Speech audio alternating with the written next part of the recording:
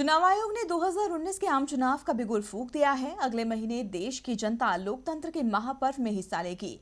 7 चरणों में होने वाले लोकसभा चुनाव के ऐलान के साथ ही राजनीतिक पार्टियों में भी हलचल तेज हो गई है।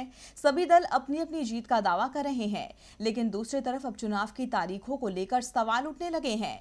कुछ मुस्लिम धर्मगुरुओं और टीएमसी ने चुनाव की टाइमिंग पर सवाल खड़े किए हैं। क्या मोदी सरकार नहीं चाहती कि मुस्लिम वर्ग आम चुनाव में हिस्सा ले?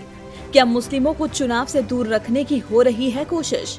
क्या जानबूझकर रमजान के दौरान किया गया चुनावी कार्यक्रम का ऐलान? ये तमाम सवाल मुस्लिम धर्मगुरुओं के बयान के बाद उठाए जा रहे हैं। चुनाव आयोग ने रविवार को महामुकाबले की तारीखों का ऐलान किया था, जिसके एक दिन बाद ही अब इस पर सवाल उठने लगे हैं। मौलाना खालिद रशीद फिरंगी महली ने रमजान के बीच लोकसभा चुनाव होने पर नाराजगी जताई है। उन्होंने कहा कि चुनाव आयोग को मुसलमानों की भावनाओं का ख्याल रखना चाहिए था। फिरंगी महली ने कहा कि 5 मई को मुसलमानों के सबसे पवित्र महीने रमजान का चांद देखा जाएगा।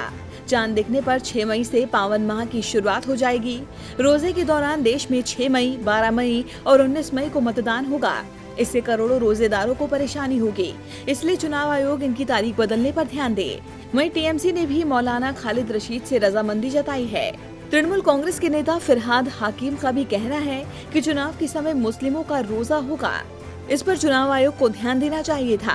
उन्होंने कहा कि रोजे की वजह से बिहार, उत्तर प्रदेश और पश्चिम बंगाल के अल्पसंख्यकों के लिए मुश्किल होगी। उन्होंने आरोप लगाया कि बीजेपी नहीं चाहती कि अल्पसंख्यक अपना वोट डालें, इसलिए बीजेपी के इशारे पर रमजान के दौरान चुनाव रखे गए।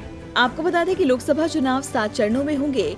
पहला चरण 11 मई, दूसरा 18 अप्रैल, तीसरा 23 अप्रैल, चौथा 29 अप्रैल, पांचवा 6 मई, छठा 12 मई और सातवां 19 मई को होगा।